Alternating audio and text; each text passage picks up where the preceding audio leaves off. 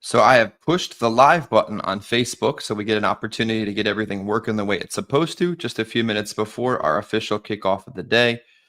We're going to cover over the course of the next 60 minutes the kind of information that I fully believe makes you money, the kind of information that gets you motivated, and the kind of information that helps you get out the door and close the week on a positive and a productive manner.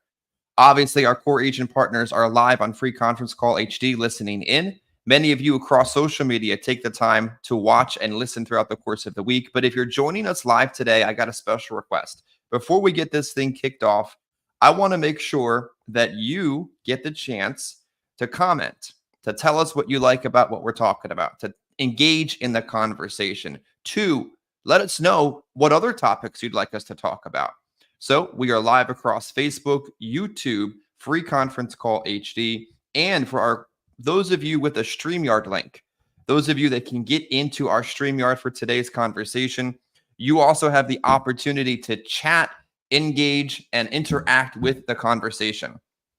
Before I start on script and on track with today's conversation, or today's training that is, I want to remind you, we're on StreamYard for you. We're on StreamYard for a reason, and we're on StreamYard in addition to Free Conference Call HD and across social media, so that if you have a StreamYard link or on social media, you can comment and engage in the conversation. We want you to be a part of what we're talking about on a Friday. We want you to interact. We want you to be included. We want you to get excited about the community aspect of this agency and this conversation. And on that note, it is officially 9 a.m. and we're going to get this thing started. There we go. For those of you on Free Conference Call HD, I appreciate you being here. And that likely means that you're ready to get out the door and get into the field at 9:30. Those of you that are joining us on StreamYard, as I had already said, drop a comment, engage in the conversation. We want you to be included. And again, as I've already said, those of you watching on social media live right now on YouTube, or any of our channels, feel free to engage in that conversation by dropping a comment today. So good morning and welcome into November. Obviously, it's November. Obviously, yesterday was Halloween, and that's why today's conversation in the back half of our training is going to be sort of Halloween themed. Welcome to another Dynamic Friday together. And if you haven't looked at the calendar yet, I think if somebody asked me what one of my hobbies were, it would be looking at the calendar, right? You're used to me talking about it. If you look at the calendar right now on your Google calendar or your Apple calendar or your printed calendar, you would notice that there are only 8 Fridays left in this calendar year. I'm not counting the last Friday of the year. I want you to be able to enjoy that time with your friends, family, or yourself, whoever is important to you. I want you to work so hard until then, we don't have to worry about it. I also sort of included Black Friday. I don't know if we're going to be on with you pre-recorded or take the day off, but realistically, this year is coming to a close very rapidly. And why do I mention that constantly? Because I think it's important for you to take notes and take observational awareness of where you are throughout the course of the year. I don't want you to be one of those people who looks up at their business, looks into their bank account, and one day says to themselves, where has the last week gone?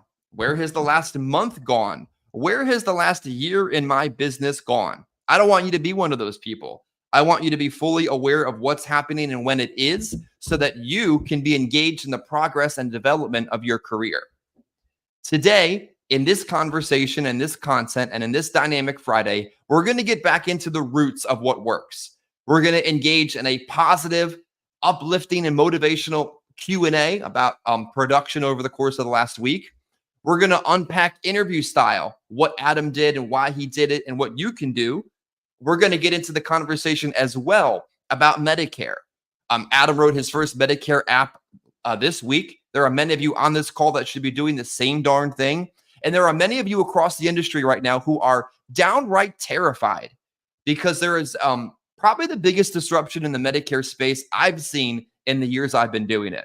Not only are plan changes rampant, not only are benefits significantly different, but there are carriers no longer paying compensation on many different plans throughout the country. So we're going to talk about how that adversity is actually an opportunity, and how Adam writing his first piece of Medicare business this week is another sign of something you should be doing. You guys watched it 2 years ago when Ricky got into the field, wrote enough Medicare to take himself to Tokyo. Does anyone remember that? You're watching somebody else do it now that isn't me. And I want to ask you, who's going to be next? So we're going to talk about, even though there's a bunch of adversity and changes in Medicare, how that Medicare situation is actually an opportunity for you to continue to grow your business. But today we're also going to talk about the biggest lessons learned, sticking to what works, staying the course no matter the storm, and recognizing the importance of making that short-term sacrifice and long-term gain. And that's one of the biggest difficulties that a lot of agents face, not only in business, but in life itself. Because once your business day is over, once you're at home and out of the field, you hang up the phone and you engage in the real world around you. Delayed gratification can be such a challenge. Delayed gratification comes from succeeding and then not spending everything that you made, but understanding the key parts of this, that you could stay the course no matter the storm, make that short-term sacrifice, recognizing that it absolutely unlocks long-term gain if you refuse to quit. One other quick note before we get into Adam's interview for the middle half of today's conversation. For our core agency partners, those of you on Free Conference Call HD, those of you in our agency in some form or fashion, don't forget, we're running a contest, an incentive, whatever word you want to use, this week and next. It's our World Series incentive. Unfortunately, the World Series is already over. Unfortunately, the Dodgers won. Sorry, Nick Frumpkin. But we're still giving away money. The World Series incentive week 1 concludes at 5 p.m. Eastern on Saturday. That means if you have any interest in winning the money, if you have any interest in your production counting towards that contest, I need you to submit your business to me, who you wrote, their names, all that basic information by Saturday at 5 p.m. so that we can verify it, so that we can announce the winner on Monday, and that we can get ready for week 2 of that incentive. Remember, there's a life production aspect, there's a Medicare production aspect, and anybody can really win an opportunity to get money or money for leads and continue to grow their business. So on that note, I'm going to bring Adam on. Hopefully, I've got my audio settings working properly, because normally at this point, I get a bunch of background noise. Adam, can you hear me? I can hear you. Can you hear me? I can hear myself echoing. I guess that's just part of my life story, isn't it? Now, Adam, I've got a couple really good practical and positive questions to throw your way. Let's try to clear up this audio issue briefly, and then we can engage in the questions. I've got my mic on mic and my speakers on my headphones, so I'm not quite sure why we're echoing, but let's just do it together. I wanted to start off first by asking, what are some creative ways to look for sales opportunities over the course of your week? Because I think a lot of times agents especially struggle to get out of a slump because they're waiting for opportunities to land in their lap or to dial their phone or to send them a letter instead of creating opportunities to be successful. So let's talk about first, as I put myself on mute, creating versus waiting for opportunities. Well, one thing, can everybody hear me? I can't tell if it's working on StreamYard or not. But one thing, like what you said, sometimes we just need to do what we can to find some sales. If that means maybe going back to our existing policy holders. And that's one thing that I did this week was made sure that the appointments that started calling a lot of my existing policy holders. Just a lot of, I'd say the last 2-3 weeks at least, boy, I'd really been kind of slumping a little bit and just really didn't really change anything up. Just kind of, I don't know. I don't know what's going on, just a little bit more difficult to make a sale. And, it's not like I'm not good out there. I put up a lot of premium. So, I think sometimes when you're in a slump, you do need to find ways to generate those sales. And that's kind of like what I did yesterday. I think I told you I wrote 5,000 in premium yesterday, and that wasn't off of any leads. That was off of policy holders and just things like that. So there's business there if you can find it. If you're a new agent, it might be a little bit more difficult if you don't have that book of business that you can kind of lean on to find those sales. But there's other ways to do it. I would recommend for those of you to go back and watch or listen to a prior podcast where we talk about just the different opportunities that are out there when it comes to generating business, not just working leads, knocking on doors around the leads. Even we talk about like the senior centers and stuff like that. There's a whole bunch of just different ones that we came up with that kind of a combination of myself and some other people. But definitely I would recommend go back and, and watch or listen to one of those prior podcasts that kind of gets into that, because it'll definitely help you. Yeah, I think it's critical to remember that the first 2 years is an absolute grind in your business. And it's doing those kind of extra activities that earn you the opportunity that years into your business, you could sneeze and produce 5K of premium from people that already know you and trust you. It's doing the senior centers. And I was working with an agent doing a ride along, and I was telling him in Baltimore, all of the senior center opportunities, it's obscene. Like if I was brand new to the business, I had a 5-day work week and I needed every dollar to pay every bill. I would be in every one of these buildings every Friday for at least the morning time, giving a presentation, offering some pizza, cookie, crackers, coffee, and getting some grassroots business. For Medicare agents, if you've got a city like that, get out of your fear box and get into these buildings and get that grassroots opportunity so that when you get to the point like Adam's, you can build back that confidence by just getting in front of people who already know you and trust you. And I think that's one of the biggest opportunities refusing to give up gives you. Now, Adam, you asked a question that I guarantee everybody is curious about, because you're not the only person that asked that question. You sent me a question last night at 9 o'clock at night, which proves that 6-figure or higher earners work late and start early. You asked me, what's up with these Medicare Advantage commissions no longer, or Medicare Advantage plans no longer paying commission? Is it a good time to get into Medicare? Now, as I had opened with this morning, obviously there's a ton of significant plan changes, plans exiting the market, and now there's plans not paying commissions. But in these type of situations, just like in final expense, when the adversity level increases, the opportunity for success increases as well. Adam, I would kind of describe this moment in Medicare kind of like 2020 in final expense, where all of us were sort of forced out of the field. Many of us were behind a desk trying to will into existence our careers. And people like yourself made it work.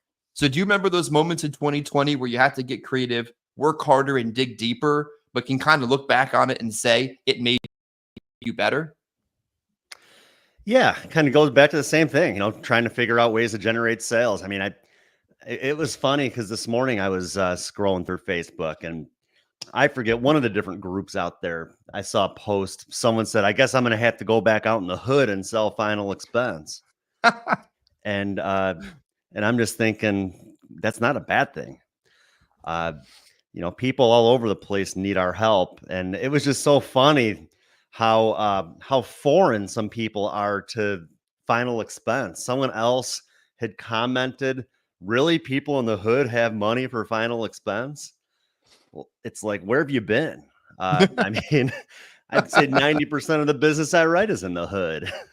So, I mean, but anyways, yeah, I mean, this whole Medicare deal, I don't quite understand it because I'm so new to Medicare, but to me, I guess, I don't know, it would almost feel like a slap in the face to me if I was one who really had been dedicated to writing a lot of business with the different carriers that just suddenly decide that they don't want to pay commissions anymore. I mean, to me, that's just, to me, it just, I don't know, it puts a bad taste in my mouth. It makes me think, like, how much does that carrier care about their people? They care The about their interesting part agents. about that is that there's so much competition in this marketplace. I think we sometimes forget because we're so often competing against ourselves or competing against fake Facebook posts that people make about their income, that these carriers are also in competition with themselves. There's a final expense carrier that's been on the market for as long as I've been in the business, that's releasing a new product next week with lower rates to compete with other carriers. What's going to happen in the Medicare space is, while Anthem and Aetna make contractions, while WellCare does what WellCare is going to do, other carriers are going to step up and say, I want the business. United Healthcare, the regional players, Cigna, Those kind of companies are going to say, look at this gap in the business available. I'm going to insert myself in that block of business. So I'm excited to see what we do and what opportunities come to us. Because like you're watching on these social media groups, there people are afraid and worried about having to actually work. And agents like ours are used to working. Now, Adam, for the sake of those listening in who haven't started in Medicare yet, which just boggles my mind, you had your first enrollment this week and it was late in the day, which is the biggest opportunity to make money. You called me from the home, which is me fulfilling my responsibility. And I pulled over in front of Camden Yards for all you baseball fans, waved off security as they walked up to me, and we walked through the situation together. So can you share some exciting, positive insights on your first enrollment with Medicare?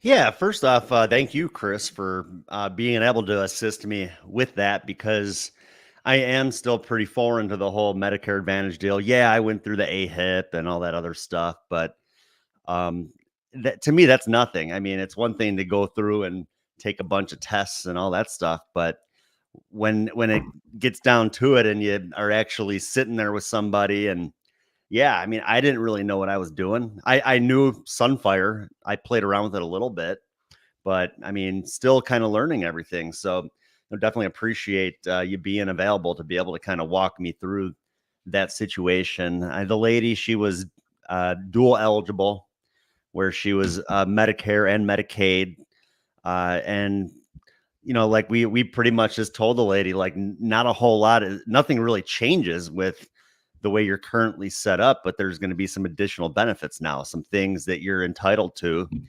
This lady was on a fixed income, and I was able to get her that deal where she's got like another $125 a month coming to her now that she can use for groceries or over the counter medications and just little things like that. I mean, that really just kind of sold it right there.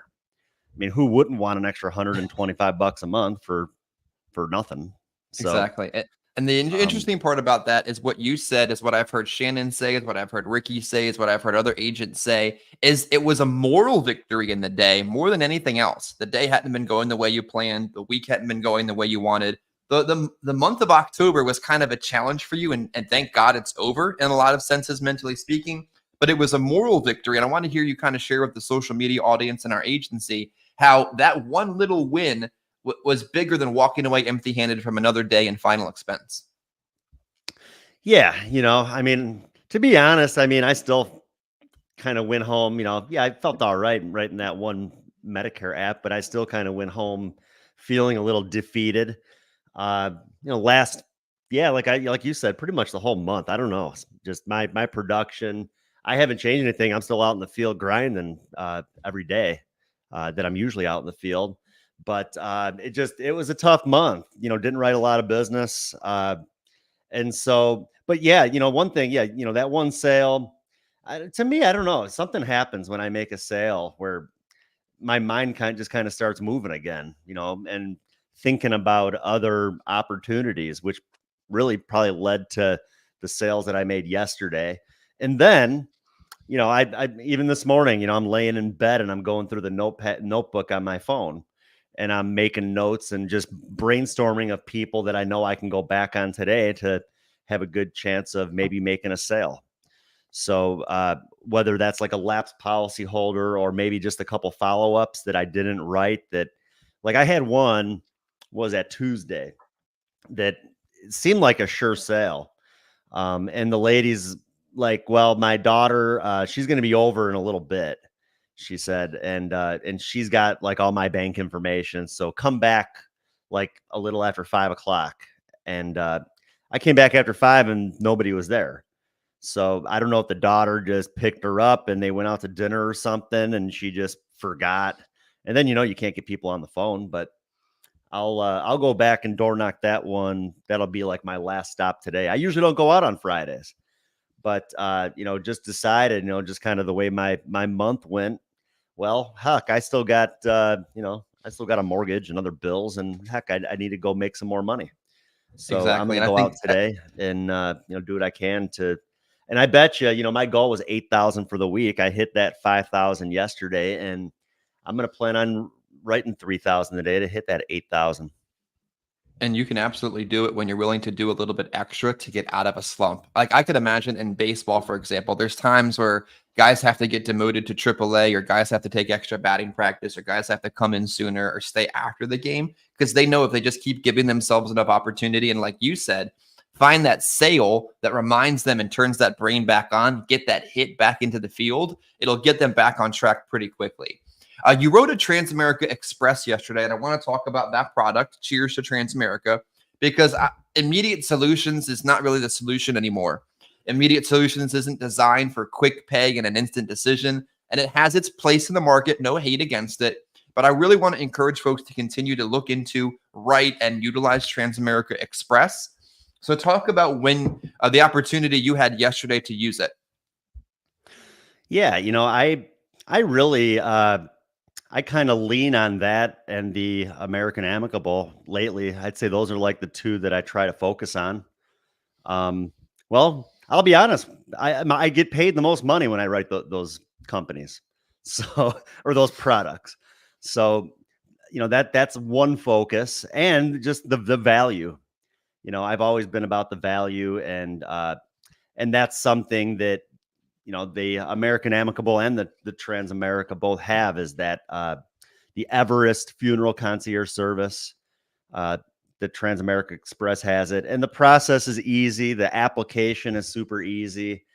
Honestly, I think it's probably, I bet it's, I don't know. I kind of feel like it's probably the easiest e-app out there now, in my opinion. I mean, if you know how to read and click buttons, you should be able to complete one. It's Oh, God. it really isn't that difficult. No. And you do get, and I like that you get the decision at the end.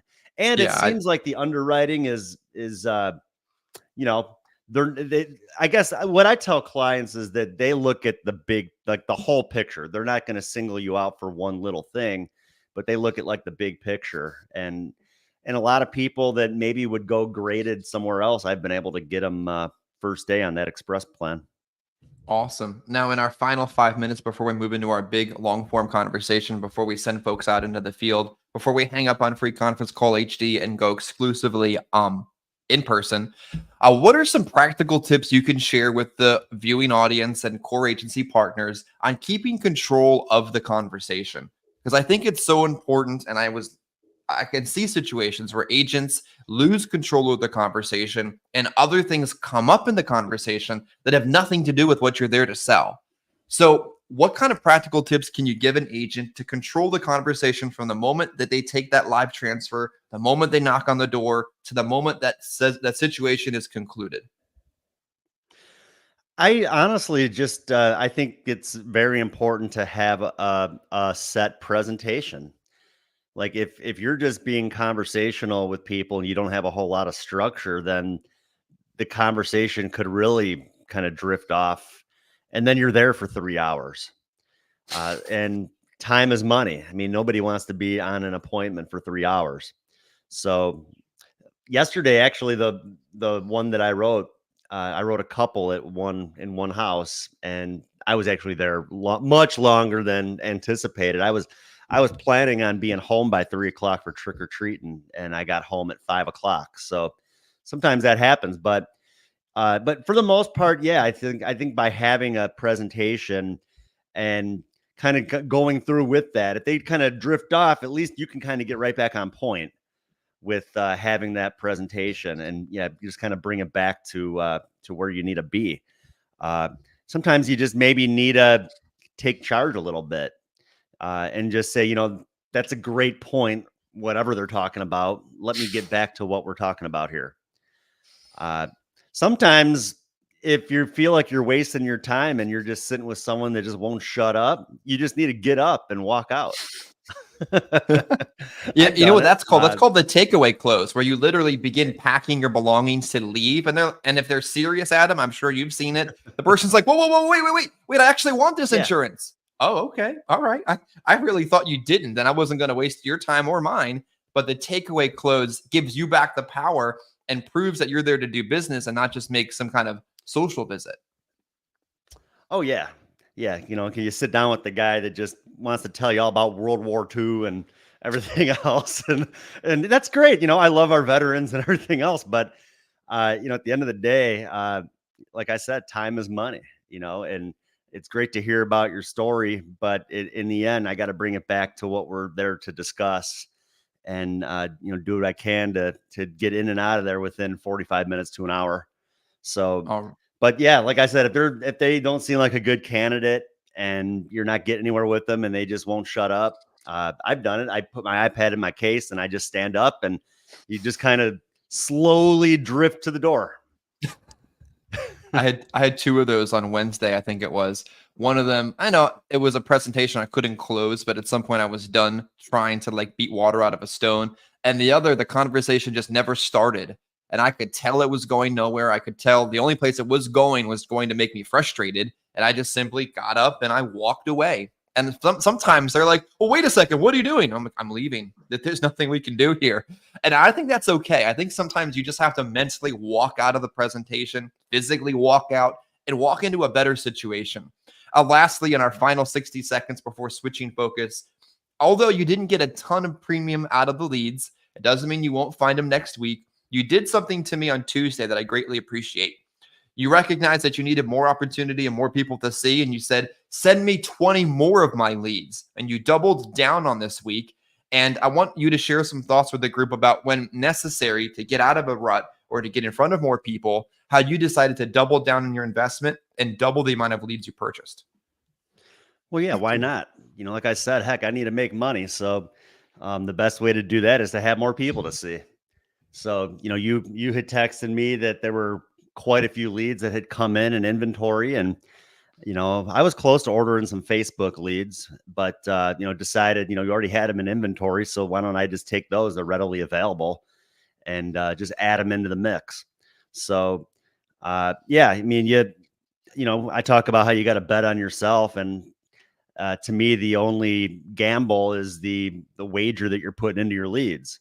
So like you said, if anything, sometimes maybe you got to double down and see what happens. And yeah, I mean, I know I still got business there to write. I have an appointment in about an hour and a half with a guy that's a lead that actually I went to yesterday. It was an appointment. He wasn't home. I called while I was there, and he was like, "Oh, I thought they set that up for next week." I couldn't really understand him on the phone or something.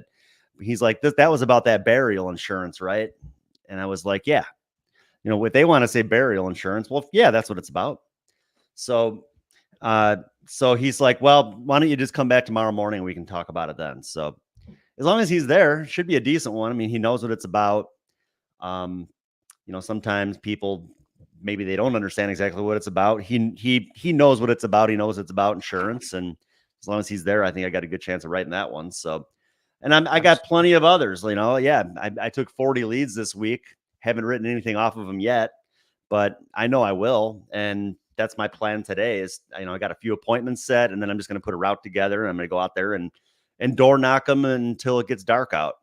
Once it's dark, it's time to come home. And, but gonna do what I can. Like I said, I want to hit that 8,000. I don't throw a goal out there, like just trying to BS everybody. I throw that goal out there with the intention to hit it. So if I tell the whole group on Tuesday that I'm going to write 8,000 in premium, well, I'm going to keep going until, there's no chance left in the week to be able to do that. Absolutely. And when you double down on yourself on direct mail, which really doesn't ever get old. I mean, the person may eventually die, but the opportunity is always there as long as you stay organized, stay in the field, and stay focused on achieving that goal. All right, we're going to switch over and go exclusively on social media and on StreamYard. I would highly encourage you to join us on StreamYard to be a part of the conversation and to comment, like, and interact with the videos when you see them so that social media shows them to other people and we continue to grow this audience and this agency together. Take care, and we are switching over right now. So I was thinking, Adam, today's conversation in the next 20 to 30 minutes is hopefully coming across loud and clear, but it's about what spooks agents out of the business. And I know we talk about it in a lot of different forms and fashions, a lot of different reasons why people fail. But while we're talking about Halloween and what spooks people out of the business, I think oftentimes what really, really scares people is success. Like, what if it actually works? Has anyone ever thought of it that way before, where you think, well, what if I fail? But what if it actually works is a whole different way to look at it. And I think sometimes agents wonder or don't think about it that way. Like they're afraid to fail, but what if it actually worked, Adam? Yeah, I missed the beginning of that because I was switching over. I seemed like I always have audio issues. I don't know what it is when we go from the conference to just this. So I signed out and signed back on. So I didn't catch Mhm. what you were asking there at the beginning.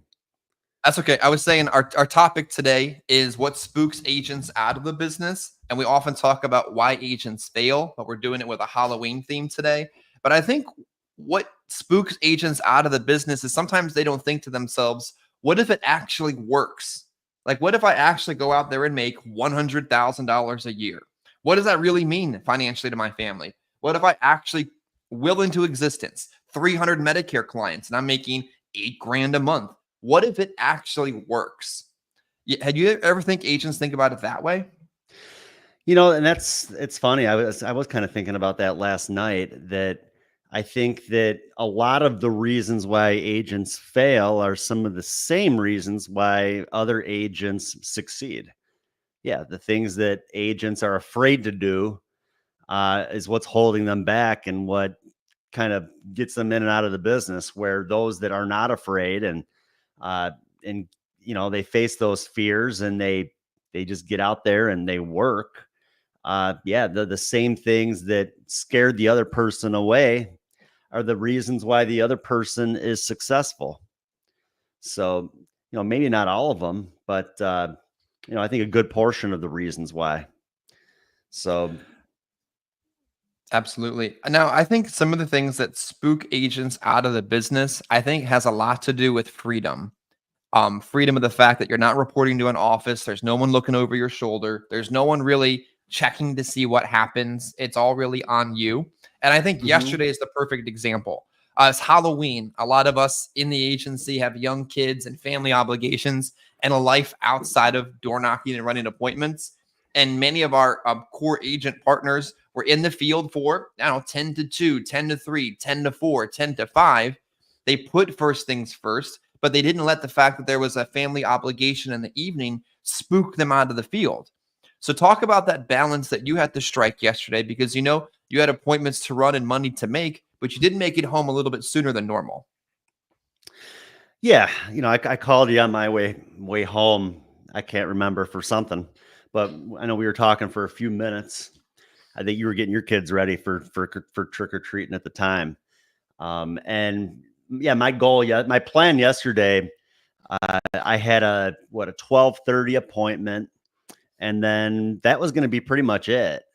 I got to that appointment a little bit late, and where it was at, parking was kind of difficult, and so just it was a little bit of a journey to get there and to get out of there.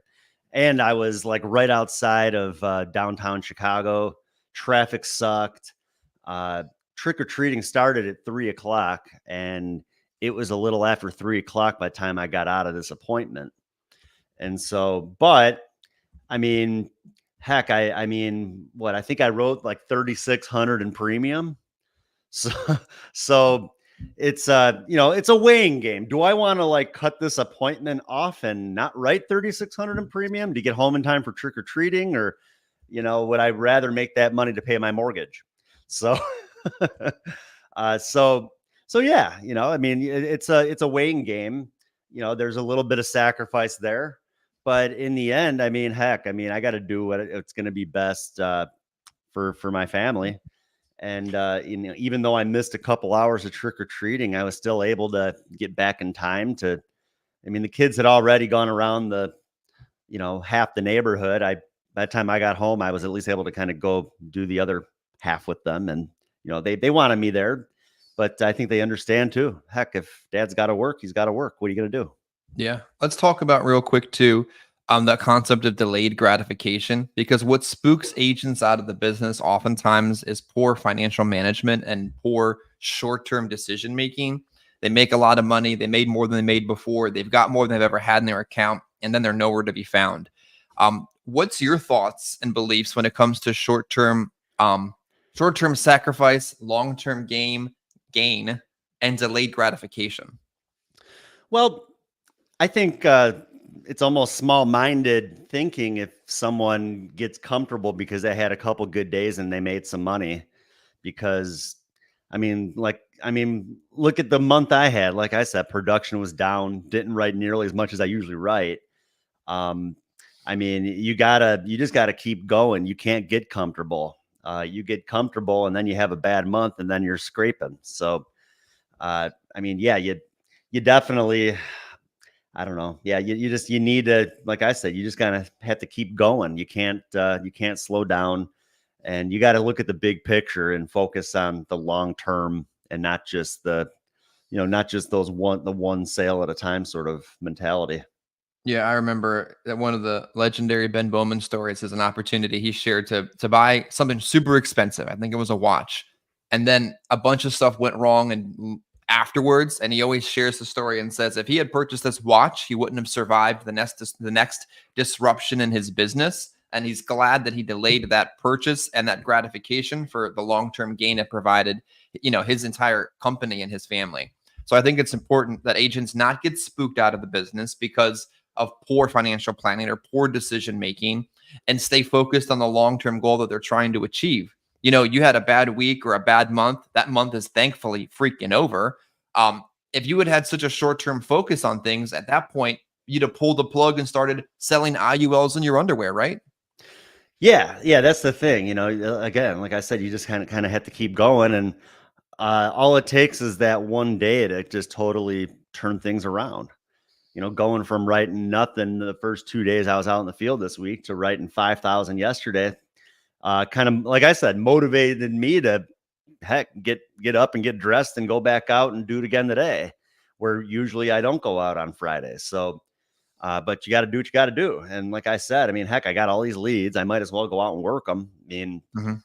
Usually I spend my Fridays, focusing on just the agency and keeping up with agents and everything else. But again, heck, I got these leads. I might as well go out and work them. So that's what I'm going to do today. Well Some said. other things though, Chris, too, I think about when it comes to things that maybe agents fear in the business. I think at least when it comes to final expense, I think people fear just kind of the things that they hear about final expense, like that Mhm. it's not good, persistent business, and that you got to deal with a lot of chargebacks. And uh, sometimes those are things too, I think, that maybe spook agents out of the business. Uh, they focus too much on those sort of things. And, I'm a big believer, the more you focus on stuff, those are the sort of things that are going to come back to you. So if you're focusing on chargebacks, you're probably going to be dealing with a lot of chargebacks. You Yeah. focus on writing business, well, you're going to have a lot of more business coming in. But to me, I don't feel like those are things that should scare agents. 21 years now, almost 22 into the business. My persistency has always been over 80%. That's like the industry standard, I guess you'd say. 80%. I'm usually above that, usually 85, 90%. So, so much of it just kind of has to do with how you're selling and not overselling and not putting people in policies that they can only pay one time and they can never afford a month after this. Setting draft dates properly. So, there's a lot to it. I think the reason it gets a bad rap, final expense and the persistency, is because there's too many people that give up too soon. They had that one chargeback, and then they're telling the whole world about it, and now they're back to working at Target. Yeah. I think it's important to remember too that in the bubble of social media that so many people live in, especially if you're watching this content, that means you're in the bubble high. The social media algorithms heighten negativity. It's just the reality of it. And when you're seeing that over and over again, it's playing off the fact that your mind focuses on that and then produces what it sees. So you have to remind yourself sometimes to disengage from the negativity and focus on the productivity. I think sometimes people are afraid and they're spooked into this business because they're focusing so much, like you said, on their weaknesses and they're not counterbalancing their strengths. I recognize that this week I wanted to make money, put money directly in my bank account, grow back the account that I had spent a lot of money out of. And I went back to the hood. I got a set of final expense leads that we had in inventory, and I went to work. And guess what? It was harder. It required a tougher skin. The people were meaner, but I still made plenty of money. And I think sometimes we have to recognize in our business, focusing on your strengths makes it really easy to make up for your weaknesses. Don't you think? Yeah, most definitely. One strength of mine is door knocking. So, I mean, right there. I mean, like I said today, I have a few appointments set, but I'm going to spend a good portion of my day just door knocking those leads, knocking them out. Uh, you got to kind of go out there knowing, yeah, not everybody's going to be nice and friendly and let you in or have any idea why you're there to talk to them. But it's a numbers game. The more people you have to see, the more opportunities you have to make sales. So yeah, most definitely. Another thing too, I think people fear rejection. Rejection sucks. I mean, I got Absolutely. rejected a lot this month, and it sucks when you're just, you're there to help people and they need it, and you just can't push them over to moving forward. And that's what's happened to me a lot lately. It's like I feel like the need is there, but just honestly, it's been more of like money issues, just running into people that just don't have anything. But yeah, they fear that rejection, and that maybe it gets to them like it's gotten to me. But again, you just got to kind of keep moving. You keep going. Sooner or later, you get into the right house, turns things all around. I think Mhm. so many times people just give up too soon. They have that. I remember one time, Chris, I went out with a guy, training him. We were out, I think 2 days in a row. In those 2 days, I wrote like 6,000 in premium. I got like 25 referrals, and this guy was just like, wow, this is awesome. I'm going to go out there and crush it. And he went out the next day and just totally got beat up. And he's like, this isn't for me. I'm done. And it's like, yeah, not every day is going to go like that day that I had, or those 2 days that I was out with the guy. I don't know. I know people just, well, honestly, Chris, I think some of it could be too. So many of these different organizations out there that they really, really make this sound easy to people. They make it Mhm. sound like you're going to make all this money overnight. You barely got to get 1 foot out of your bed in the morning to make it happen. They're Money's just just gonna going to be call you. They're all flowing. just gonna It's call going to you be and hand falling you off their the trees checks. outside. What's that? They're just gonna call you and start handing you their bank accounts. Yeah, that's it. You barely have to do anything, and all of a sudden you're making $20,000 a week. I love that recruiting call a couple weeks ago, talking to this agent. Everything sounds good, Adam, but I talked to this other place. They said within a month I'd be making $20,000 a week, and it's like, are you that gullible? Because if you're that gullible, well, go ahead. Go work for Yeah. them. Well, let's talk about another one too. I mean, this is the perfect example. We're talking about what spooks agents out of the business, and what a lot of times they suffer from is failure to launch. So we Yeah. streamlined the process. Like, we made this so simple. You can't not do it. Oh, maybe somebody can't. We streamlined the onboarding process to 1 or 2 companies right away. Go out there and sell one policy, plug into all the training, spend an hour of private training with us, which we could probably sell for thousands of dollars in all honesty. And we had an agent recently who suffered from failure to launch because they wanted to just get ready to get ready to get ready to get ready. They were afraid to just start and see what happens. So why do you think agents get so spooked in the very beginning? They never even cross the road and give themselves the opportunity. I think it. I think for the most part, it is the fear of failure.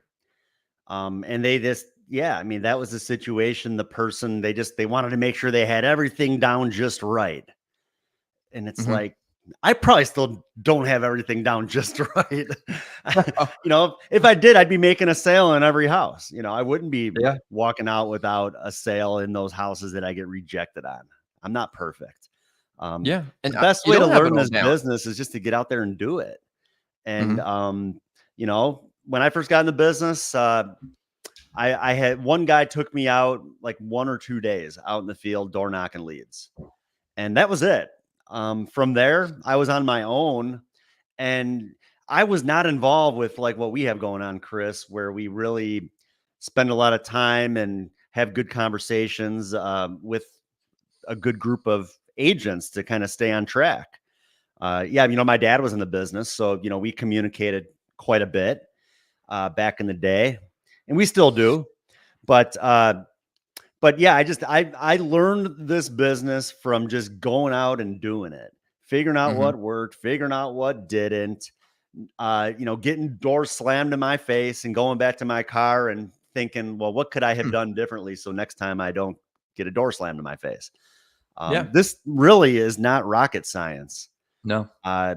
But you got to be able to just get up and get out and do it. And I think that's the hardest part. People, and I think it's just I don't know if it is, I think it is that fear of failure. But they're going to fail out of business if they don't get started. Yeah. And I think especially when we're trying to get somebody onboarded and into the field, we really do expect them to fail 9 times out of 10, 14 times out of 15, 18 out of 20. And all we want them to see is the proof that they can do it by selling one policy to someone that's not their grandmother or their mom. That's it. Just prove to yourself you can do it once. And if you can do something once, you can do it twice. If you can do it twice, you can do it 4 times, and so on and so forth. But we expect you to fail. We expect you, as a successful agent, to fail at times and to keep going and refuse to give up. But failure is to be expected. It's what you do after that that really leads you to where you're trying to go or puts you off the path, right? For sure. There's a couple others here, Chris, that I put down that I wanted to run through with you. Some things Awesome. that honestly people don't talk about enough. Um, a lot of people, I think, are spooked out of the business because they're afraid to work some of the areas that we work when Good we're one. out in the field. People don't talk about that enough. We're working low income areas. Like very seldom are we working on the nice side of town. So I think sometimes that spooks people out of the business. They're uncomfortable in environments that they're not used to being in. And I mean, I've been working the worst parts of Chicago since I was 21 years old. I didn't know anything about it, but I think maybe that's what helped me was being able to get out there when I was young and just go into those areas when I don't know, maybe I had a lot less to lose back then. So, um, and now it's just like it's second nature. I like working those areas. It's to me, it's just the people that I deal with on a regular basis. I feel like the need is there. They've been through it. They know they need it. And I have zero hesitation to work. I guess what some people would call like some rough areas. Yeah. Um, it's just it's never really phased me. I kind of look as people know I'm there for a reason. They know I'm not out there trying to cause problems, but I've always told agents, if you don't feel comfortable and it doesn't feel like a good time to get out of the car, you could always go back later. Yeah. I think you got to look at it this way. Strengths and weaknesses. Again, I know my strength is the urban market because I can run 18 appointments in 2 days if things are working perfectly. Those 18 appointments will turn into 7,500 in life premium and probably about 7 MAs. And I know the rural area is nice for a break once in a while, but with the amount of time I have in the field and my personal preferences, I'm not going to see enough people in enough time, and that grades at me a little bit. I also think when we talk about areas, sometimes people talk about selling over the phone all the time. That's fine, but you got to be licensed in 10, 12, 15, 20, 25 states. You have to be able to operate a CRM, your phone, a mobile, the iPad application. You got to be very tech fluid, or you have to be willing to take time to learn it. And you have to learn the nuances of tonality and conversation and interaction because you don't have body language to help you through it. Like I can look somebody in the eye and walk them through the sale without anything but experience at this point. But over the phone, there's so much more nuance to it. You got to recognize it isn't going to be any easier. It's a different kind of hard. So I could totally agree with that area thought as well. We have a question on Facebook that I'd love to get your thoughts on. And I think this is perfect because I wrote this down to cover potentially as well. Josh asks, what are some of your tips and tricks for referrals? I know you worked your book of business this week to write over 5K of premium, but any suggestions you would give on referrals? Uh, you know what? It's funny. Erin, it was just on here commenting. I think she's like the referral pro. She writes tons of business off of referrals, but uh, honestly, I probably needed to get better at referrals. I don't feel like I ask enough for referrals. I get the sale, and and so often I might I might ask a little bit, but I don't push hard enough for the referral. And maybe it's just because in my mind I already know I got someone else to go see like in 10 minutes. But when I usually just pretty much put it to the person as yeah, I tell them, you might wonder how I get paid. I do this to kind of solidify the sale too. I say, you might wonder how I get paid. Well, I get paid a couple ways. I get paid a commission by you keeping this policy in force. So I hope you're serious about your decision today. And I know you are, because I know you need this. I also get paid by you giving me names of 5 people that maybe not necessarily need a policy, but will at least like to hear about what we're talking about. And then they think I'm getting paid just to, just to get a few names. And so sometimes that works. It's kind of like in my mind, by going that route with it, I just help them with something that they knew they needed, and they're happy. And now they might be more willing to help me if they feel like I'm going to get something out of it, rather than just giving me names. If they feel like I'm actually going to get something out of it, they may be more willing to help me. So that's why I kind of go that route with it. And sometimes it works, sometimes it doesn't. But I'll be honest. Yeah, I think I'd like to get Erin on one of our Fridays, Chris. I think she should come on next have her Friday. on. I think she should. Yeah, maybe if she's available, that'd be awesome, because I think she's one of the better ones I know at getting referrals, and I think probably me and you could also learn a little bit from her when it comes Yeah, to the referrals. I do have 3 methods that I've worked on that I think are worth discussing. One is mailing letters. I know during COVID, I was trying to drum up business any place I could find it. Old business, Pakistani life transfers, mailing letters to clients. And mailing letters is very time consuming and offered me a very low return. I mailed probably 200 letters to existing clients during that 1 month I was selling over the phone.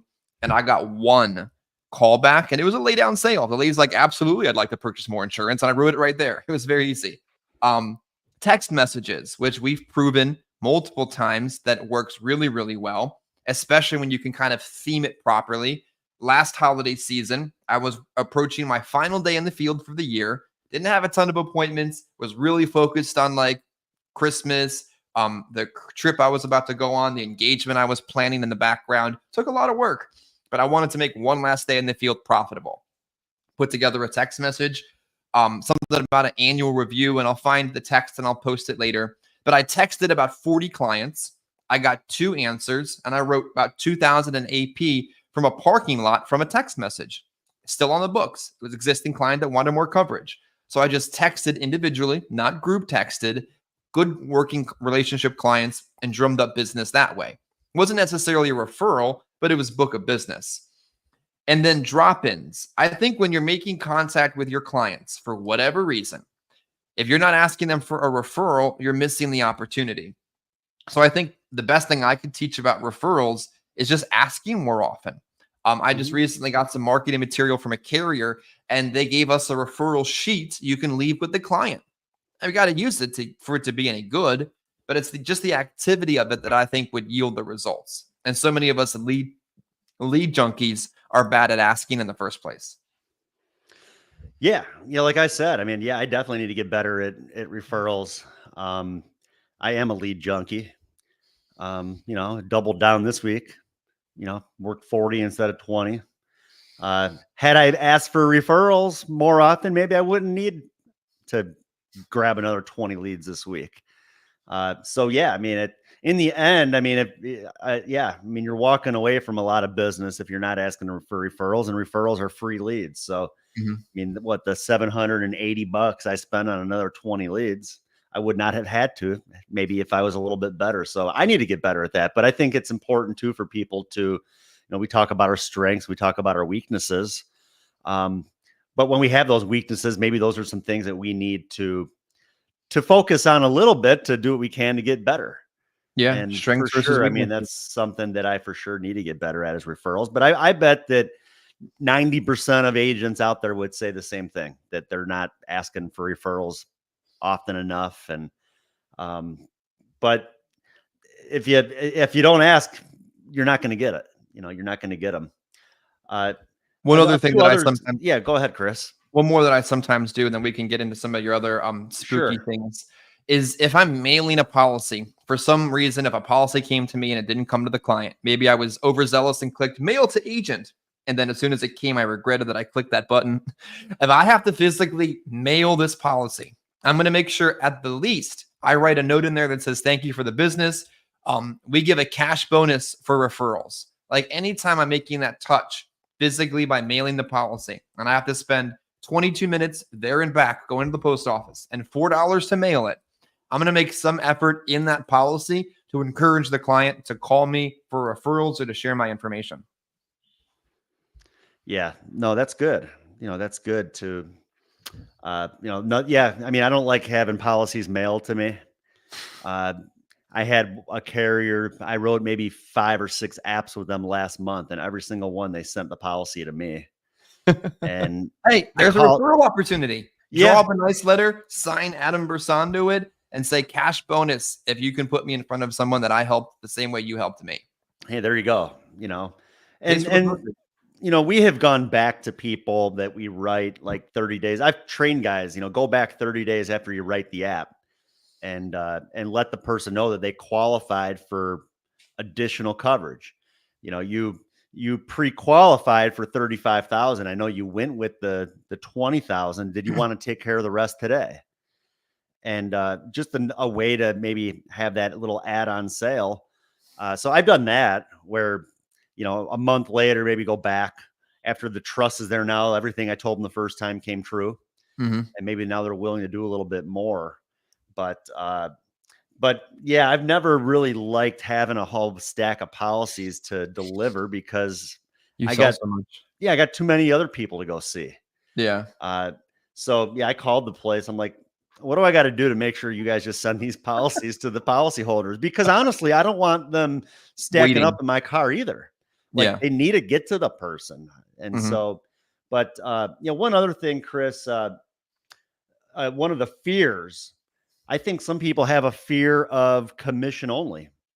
That's a good one. And, that's something. And I think honestly, I think a lot of times it's not the agent who has the fear of commission only, but it's the people in the background that have the fear. Like if it's a husband and a wife, let's say the husband is the one who wants this commission only career. A lot of times I think it's the spouse who's holding the person back because they want to see that guaranteed money. They want that, when you got bills, you got everything else, people like to have that guaranteed income. But in my opinion, you can make a heck of a lot more money on commission than any salary position where people tell you this is what you're worth. So, but I think that that's something that maybe people need to figure out ways to overcome in their homes. So their spouse, their significant other kind of understands the business and understands the sort of money that you can make. Cause I just think a lot of times people, they don't understand it. The spouse doesn't really understand how it works. What do you mean? It's only commission only. Why would you want to do that? Yeah. But I think that spooks some agents out of the business. Yeah. And look at it this way. I always explain it to people like this, and maybe it doesn't work because maybe, I don't know. I say to them, if you were working an hourly wage or a salary and you didn't do your job, like you just didn't show up for 2 or 3 weeks, or you did such a poor job, it was very obvious you weren't even trying, what would happen? They'd fire you, right? Yeah, exactly. So if you went 2 or 3 weeks and didn't do a darn thing in commission only, you just simply fire yourself. So it's one way or the other. It has the same results. It's an illusion of an hourly wage that makes things different. Working a salary, that's for some people, and that's perfectly fine. But at some point, they're going to put a cap on your earning potential and your time. And if time is important to you and you want to control the most precious resource you have in existence, You have to be able to control your time through self-employment or creating your own business. And that's really what you're doing is you're operating commission only until you build a residual income, until you build a book of business, until you build an agency, until you've built a real business. And then you're on your own salary. So I think it's all about mindset, but at the most granular level, what you said there is so powerful. They have to get their spouse, their significant other, whatever their people that are in their direct sphere of influence on them, and explain to them what they're trying to do. And if they really love and care about them, they'll help them get to that point, right? Yeah, most definitely. I'm kind of fortunate, kind of coming from the background of, growing up around the business. My dad, commission only, independent, always kind of doing his own thing. I grew up around it. I kind of saw how it worked. I grew up, pretty fortunate. I feel like, grew up a nice neighborhood, nice home. My dad busted his butt, to do what he could to support our family. So, I knew how it would be going in, but then I also knew that, I knew I could do really well. It takes a lot of work. I saw how my dad worked and he was, very successful in the business. I knew I could do the same. It'd just be a matter of putting the time in to make it happen. And I saw firsthand that this is not an easy business. Yeah. But the good days definitely make up for the bad. We got another question I'd love to tackle with you because I love this question. Aaron asked, what do you say if you contact a lead or referral on a Sunday? Now, I know Aaron is setting her own appointments and working referrals right now, and this is the perfect question for her to ask. Sunday afternoon is the best time to set appointments for Monday. Proven time and time again in this industry. When you are dialing for yourself and you're trying to start the week off profitably and enjoy some time at the end of the week, Sunday between 4 and 8:30 with a break for dinner is a damn good time to dial your leads and set appointments. The other time, Aaron, that I think works really, really well is first thing Saturday morning or both, depending on your results or your schedule or your family obligations. But Saturday, first thing for about 2 hours, Sunday, last thing for about 2 hours. If you just have a good solid script, a good set of fresh leads like I know you have, and a will to make it work, you're going to set 6, 7, 8, 9 appointments on a Monday, and then you're off to the races from there. So Adam, what are your thoughts on contacting leads or referrals on a Sunday? Why not? It's just another day of the week. I've worked leads on Sundays. I've gone out and door knocked on a Sunday. I think Sunday afternoons are really good. A lot of our clients, they may go to church on Sunday, but they'll get home by 1 or 2 o'clock in the afternoon. And in my experience, when I've door knocked leads on Sunday afternoons, I'm catching that person at home, and usually there's other relatives there. There are other family members that they go to church with that they don't live there. Maybe their kids are with them on Sunday, where usually that any other time of the week, they're hard to get a hold of. There's business to be written on Sundays. Well, like any other day of the week.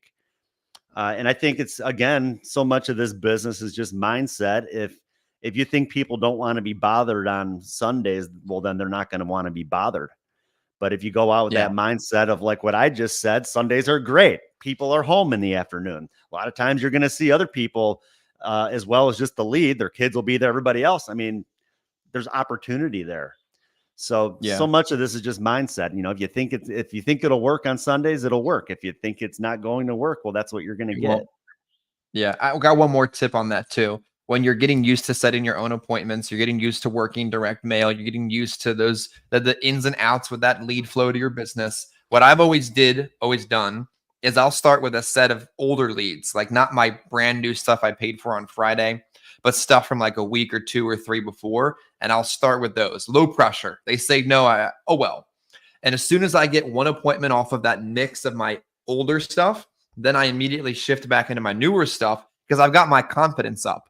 Kind of like how you wrote a piece of business on Wednesday or that Medicare sale, and that Medicare sale pushed you into writing more life business. So Aaron, I would recommend mixing in some of your older stuff, call them first, get into the rhythm of calling, set an appointment, and then shift right into your newer stuff, which will naturally be easier to set because it's damn near 2 weeks old, if not newer sometimes.